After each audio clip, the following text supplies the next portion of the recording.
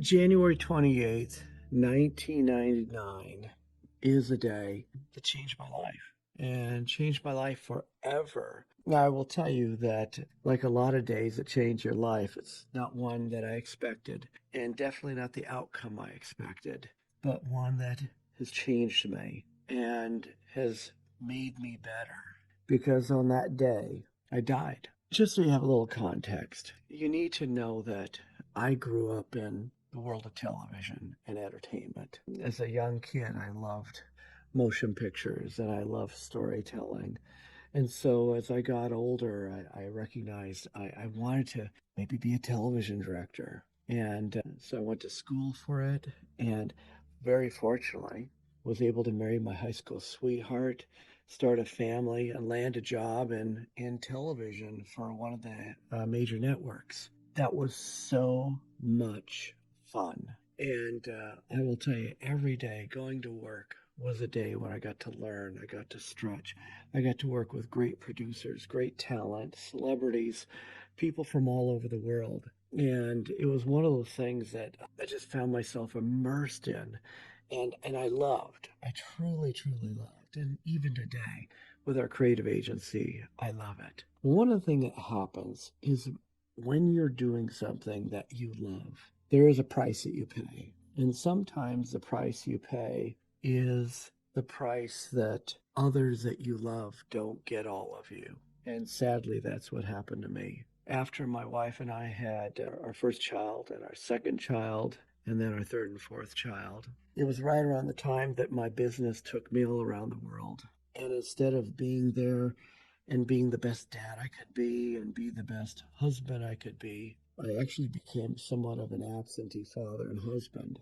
That wasn't intentional. It wasn't intentional at all. In fact, if I can say this, like probably like a lot of guys, I was oblivious. I mean, very much oblivious to what was going on because I felt I was doing all the right things. Go out, work hard, do something meaningful and valuable, something that brings joy to your heart, and then bring money home. Pay for a nice house, nice car, private school, all the things that you think that people want and strive for, not realizing at that time that maybe one of the most precious gifts I could give my wife and my children was my presence. Then an opportunity arose, and a friend of mine was working in the motion picture industry and particularly had produced some documentaries that had been very successful. And he asked me if I would be a part of another documentary project for him. Now, keep in mind, documentaries are cool and they're a different media form, kind of like motion pictures, in that you pour yourself into it. Just dive into it. And then once you produce the product, comes distribution. And in the distribution, you promote it. You try to get it to as many markets as possible. You try to see it through its natural life. And then you produce another one. And then you do it again. It's different than the production work that I was doing where I was on the road all the time. This is something I could sink my teeth into and maybe be home more, maybe be a better dad, maybe be a better husband. And it also was lucrative, potentially very lucrative. So I began the documentary project, and just as you'd ever hope, it's not just about, by the way, producing the documentary, it's about distribution. Distribution is key. And we found a distributor in Nashville that said, come to Nashville. We love your product. We want to support you. We want to get this out to the market. And by the way, I've got a big check waiting for you. Hold on, this could work. This could really, really work. So I remember that morning, January 28th, 1999. I got on a plane with my best buddy, Timothy Greenidge, who is like one of the greatest gospel singers in the world, a great audio producer, music producer. He's worked with some of the biggest names in entertainment and so talented. He was on his way to Nashville too, and sitting next to each other. And about 20 minutes into the flight, I started to feel strange. Now, I couldn't put my finger on it because it's so bizarre. I was flying all the time. So I was never sick, for goodness sakes. I was hardly air sick, anything like that. Something was strange. And it was if things were kind of closing in on me. It was like kind of tingling. It was going in and out. And I remember thinking to myself, no, I'm not sick. I'm not sick. No, I'm not sick. No, I'm not sick. But something was wrong. And it got so bad. I turned to Timothy and I said, Timothy, something's not right. And that's the last thing I said before my eyes rolled back in my head. My body went limp and my heart stopped. Now, at first, Timothy actually will tell you that he thought I was joking. You know, I always, I said joking, what, like the dead body on the plane, joke. That's an old one. But the truth was he poked me and recognized, no, something was seriously wrong. And so he didn't know CPR, but he did know chest compressions. So he began, and Timothy's a big guy. For those that know me and my Irish heritage, they might think I'm descended from leprechauns because I'm not a giant guy. Timothy, on the other hand, looks like, he's the lineman for an NFL team. So he's a giant guy, strong, so gifted. And he now begins doing compressions on my little leprechaunish body. It makes quite a scene. But the sad part is nothing happened. And he got really worried. And he picked me up and he put me in the aisle. And he began doing chest compressions, just chest compressions over and over again. Nothing was happening, absolutely nothing. And as Timothy tells me, he was just ready to break my ribs. So he pulled back his fist, pulled back like, okay, this is it. I'm going to break your ribs. And as he pulled his fist back, I took a breath and I came to. Now, for those that are kind of curious on the medical side, what the heck happened to Bill? They ended up making an emergency landing because it made quite a scene, and people recognized there was something desperately wrong. And in fact, my heart had stopped. So they made an emergency landing. I ended up eventually back in a cardiac wing where I didn't have a heart attack, didn't have a stroke, anything like that. In fact, when they first checked me out, they couldn't find anything. They just said you're dehydrated. But after further testing, they realized that I have a syndrome or a disease, not exactly how you define it, called neurocardiogenic syncope. So, and technically, it's the kind that can kill you. So they call it malignant neurocardiogenic syncope. And the only way they know to address it is to put a pacemaker in your chest. They don't know what causes it, but ultimately it means that your brain and your heart get out of sync. And your brain tells your heart to slow down or stop. In my case, it tells my heart to stop. So needless to say, that's not a good thing. And after putting in the pacemaker, I have to be paced. On the average, about 6 times a day, my heart rate drops to a dangerously low rate, and it has to pace me to keep me alive. It's a curious feeling knowing that on any given day, when you go to bed at night, you might not wake up the next morning. But I'll tell you, it's a pretty powerful feeling when you get up the next morning, realizing you've been given another day of life. And that's just one of the consequences of having that experience. Now, as for the plane, Timothy was working on me. He doesn't know, maybe 2, 3, 4 minutes. Pretty panicked. But I will tell you that for me, I had the most profound experience you could ever imagine.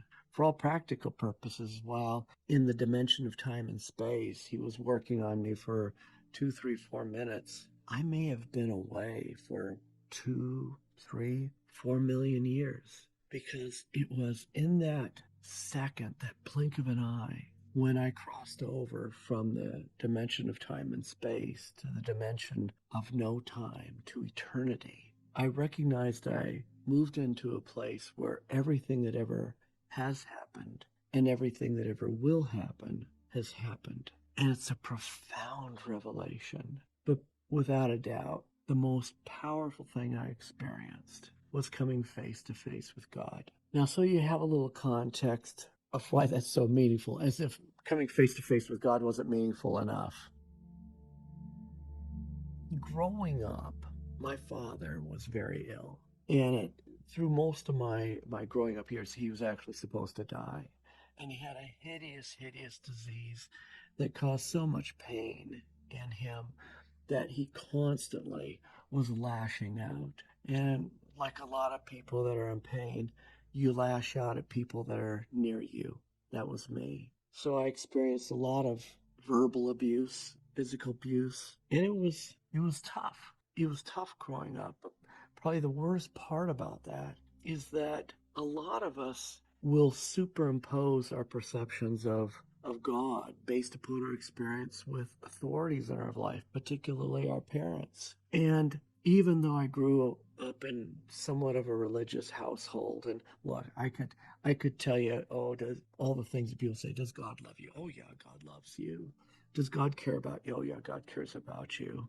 Do you love God? Oh yeah, I love God. I could give lip service to all that stuff. But secretly, if you asked me if I ever wanted to come face to face with God, no, no, no. I was so convinced that if I ever came face to face with God, he's going to take his finger and put it right in my face and let me know, you failed. You so disappointed me. You never lived up to your potential. You make me so angry. And I could hear the echoes of my father's voice superimposed over what I believed was the voice of God. So if you said, do you love God? Oh, I said, oh, I love God. Do you ever want to meet God? No. I'm not sure I could take it. I don't want to be subjected to the horror of having the creator of the universe tell me what a failure I was. And then I met him, and I'll never forget that overwhelming sensation of being in the presence of the divine. And it's as if like a laser beam went through my head, and all of a sudden I understood. I understood things that I never understood before. I felt things I hadn't felt before. And whoever this was in front of me, I trusted. And I was overwhelmed with pure love. And it wasn't like the kind of love like, I love you. You know, I'm going to treat you with love, or I'm going to act like I love you, or do loving things. I was in the presence of the total embodiment of love. I was in the presence of the author of love. I was in the presence of the source of love. And it was consuming, totally consuming. It's as if I tried to look to the right to say, there's an end to this. No, there was no end. I could look to the left. I could look up. I could look.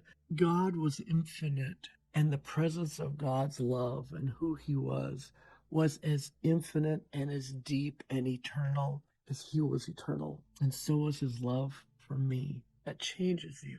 It changed me. There was a point where it was time to come back. And it wasn't as if we, had this divine talk and, walked down golden roads. It was nothing like I've read about other people saying or angels singing. In fact, I couldn't even tell you if I was in heaven per se. There were no identification signs like, welcome to heaven. Nothing like that. I was in the presence of God. And that's all that mattered. That's all that mattered. And then it was time to come back. And a lot of people talk about the tunnel experience, as if when you die, you go through a tunnel. I mean, when I died, my heart stopped. It was like literally transformed from the dimension of time and space to the time of eternity, the dimension of infinity. Coming back, that was where the journey was. It was as if every scene of my life had been cut up into tiny puzzle pieces, and it was blowing at me like a tornado. And I was blowing through that tunnel of scene after scene after scene after scene after scene after scene after scene after, and then I'm back.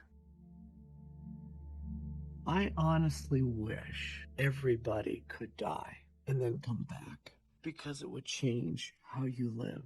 The first part, among many, is certainly the recognition that your life is a gift. The next breath you take is a gift. And it was abundantly clear that even as I'm here with you now, the breath I take, I didn't earn it. I can't say I deserve it. The truth is, the fact that we are here right now, breathing together, it's a gift. It's a gift from God. And it is a gift that doesn't just say, I love you, I acknowledge you.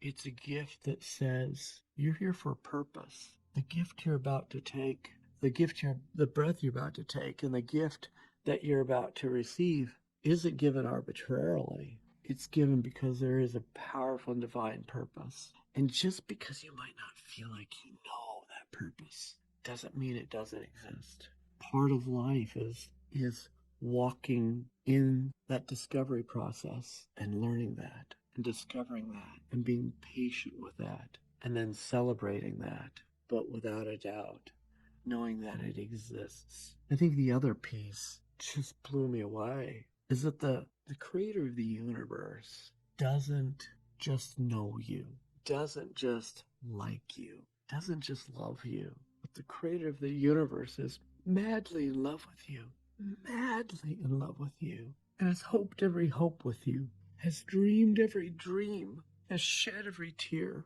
has felt those moments when you've had doubts and concerns and questions. He's been there with you the whole way. And in fact, it's not just loving you, it's not just madly love you, but the creator of the universe is your greatest cheerleader, your biggest cheerleader. So when I think about the privilege of dying and coming back, I'm reminded of a lot of lessons, and I can tell you, even though it's been several years, there's not a day goes by that I don't recognize how powerful and what a privilege it was to have that experience. But I learned something new about God every day. And I believe that's hopefully, prayerfully, a lesson that everyone will take. That God is worthy to be trusted. Your life has meaning and purpose. And if you're willing to show up, that you're going to experience hardship, tragedy, wonder, triumph, but the most exciting, page-turning story that anyone could ever live. You're here for a purpose. 最後までご視聴いただき、ありがとうございました。皆さんに神の祝福と知恵が与えられますように。